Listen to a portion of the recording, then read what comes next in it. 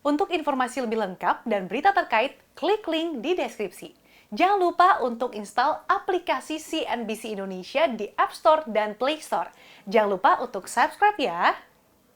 Berbagai vaksin yang tengah diuji telah menunjukkan kemajuan dan sebagai barang langka yang dibutuhkan umat manusia untuk kembali hidup normal, vaksin COVID-19 pun diburu oleh banyak negara, terutama negara-negara maju.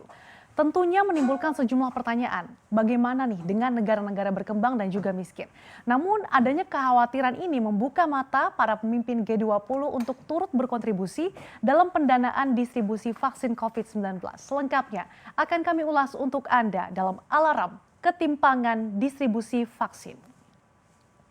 Hingga saat ini sudah ada 10 kandidat vaksin yang sudah masuk uji klinis dan CNBC International melaporkan bahwa setidaknya ada 4 kandidat vaksin dari 4 pengembang berbeda yang laris manis diborong oleh banyak negara-negara maju. Kita lihat kandidat vaksin Moderna ini sudah diorder sebanyak 211 juta, ini dari Amerika Serikat, kemudian Swiss, Kanada, dan juga Inggris. Nah, di antara keempat vaksin ini, vaksin yang mengklaim memiliki tingkat keefektifan hampir 95% ini memiliki harga yang paling mahal, yaitu $34,5 per dosis atau sekitar Rp488.000 per dosis vaksin.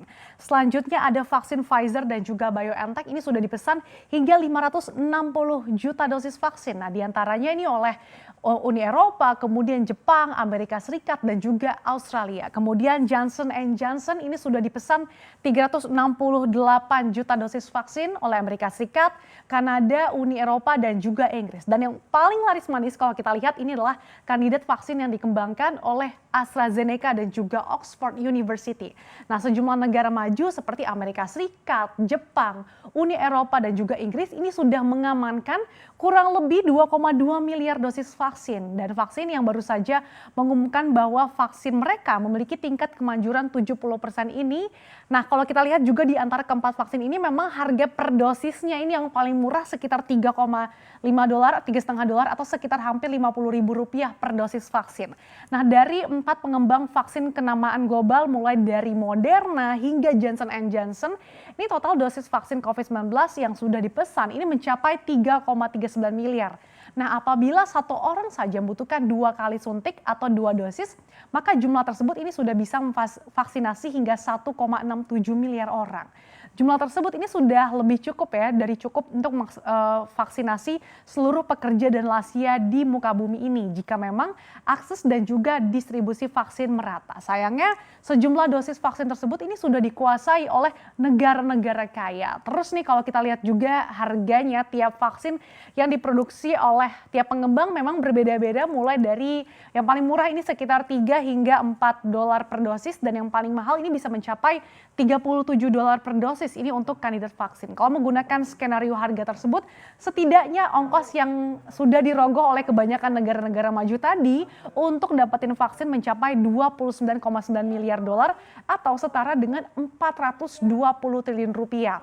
Sementara itu, organisasi dan lembaga think tank nirlaba Oxfam yang fokus pada pengentasan kemiskinan melaporkan bahwa saat ini negara-negara kaya dengan 13% populasi penduduk global telah mengamankan 51% dari total dosis vaksin yang bisa diproduksi oleh para pengembang. Dan menurut kalkulasi Oxfam, ketika keempat kandidat vaksin tadi ini bisa diproduksi, berarti ini masih ada 2/3 penduduk bumi yang harus menunggu untuk diimunisasi setidaknya sampai 2022 mendatang.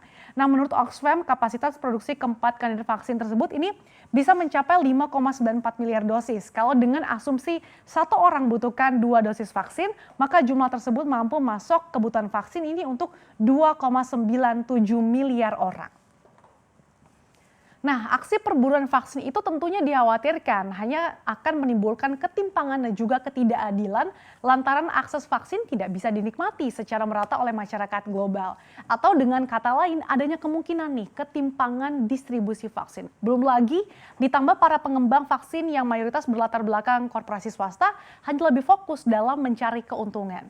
Nah, Oxfam mengestimasi ongkos atau biaya untuk melakukan riset, produksi, pengadaan hingga distribusi ke seluruh seluruh orang di dunia ini mencapai 70,6 miliar dolar atau setara dengan 991,93 triliun rupiah atau hampir 1.000 triliun rupiah. Angka ini setara dengan 0,59% dari total kerugian ekonomi global akibat pandemi COVID-19 yang mencapai 12 triliun dolar menurut proyeksi IMF. Dan sebelumnya, minggu lalu kita mendapatkan berbagai kabar baik ya terkait kemajuan vaksin.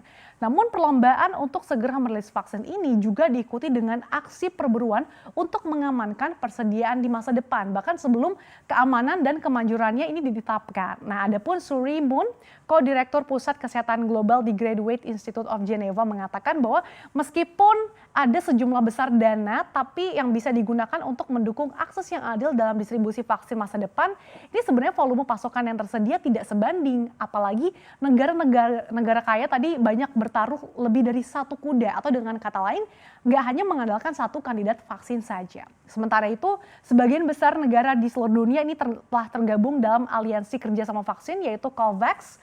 Dan aliansi ini dipimpin oleh Gavi. Nah, untuk menyediakan 2 miliar vaksin virus corona pada akhir tahun 2021 untuk melindungi populasi yang berisiko tinggi di seluruh dunia.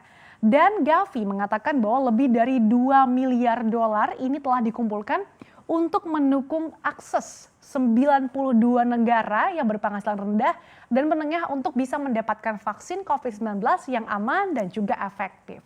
Dan hingga saat ini data yang dikumpulkan oleh para peneliti di Pusat Inovasi Kesehatan Global di Universitas Duke menunjukkan bahwa sudah ada 9,5 miliar dosis vaksin yang telah dicadangkan bahkan sebelum kandidat manapun diizinkan untuk dipasarkan. Nah, negara-negara berpenghasilan tinggi telah menyumbang lebih dari setengah dari semua pembelian yang dikonfirmasi. Amerika Serikat pun mendominasi, pasalnya telah memesan lebih dari 1 miliar dosis dari setengah lusin pengembangan vaksin yang ada saat ini.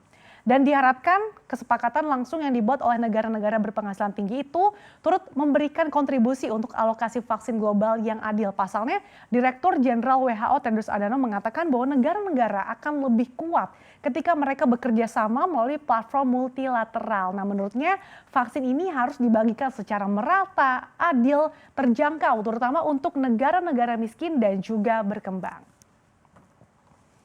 Nah, para kepala negara mengatakan bahwa ekonomi global ini mulai meningkat, tapi pemulihan tetap tidak merata dan sangat tidak pasti ke depannya. Selain itu, mereka juga khawatir nih, pandemi akan semakin memperdalam adanya perpecahan global antara negara kaya dan juga negara miskin. Oleh karena itu, mereka berusaha untuk terus menggunakan semua alat kebijakan selama diperlukan untuk melindungi kehidupan, serta juga mendorong bank pembangunan multilateral untuk memperkuat upaya mereka membantu negara-negara menghadapi krisis. Nah, untuk mencapai hal itu, Uni Eropa mendesak para pemimpin G20 untuk segera menyalurkan uang ke dalam proyek global untuk vaksin hingga tes yang disebut Access to COVID-19 Tools Acceleration dan juga fasilitas COVAX untuk mendistribusikan vaksin. Nah, adapun para pemimpin negara anggota G20 pun sepakat nih untuk mendanai distribusi vaksin COVID-19. Tak hanya itu, mereka juga mendukung pemulihan dengan berkomitmen untuk turut mendanai obat-obat dan juga tes COVID-19 di seluruh dunia sehingga negara-negara miskin tidak tertinggal. Nah, para pemimpin negara juga menyadari bahwa tantangan khusus yang dihadapi oleh negara-negara di Afrika misalkan dan juga negara-negara berkembang lainnya ini mungkin memerlukan keringanan utang sebagai akibat dari pandemi. Nah, negara G20 pun melihat bahwa saat ini ada kekurangan partisipasi dari kreditor swasta. Oleh karena itu, mereka juga mendorong nih untuk bergabung dengan moratorium pembayaran utang yang ingin diperpanjang oleh G20 hingga pertengahan 2021. Perpanjangan waktu pembayaran utang itu bisa jadi lebih lama dan diharapkan ini bisa mendukung penanganan masalah utang.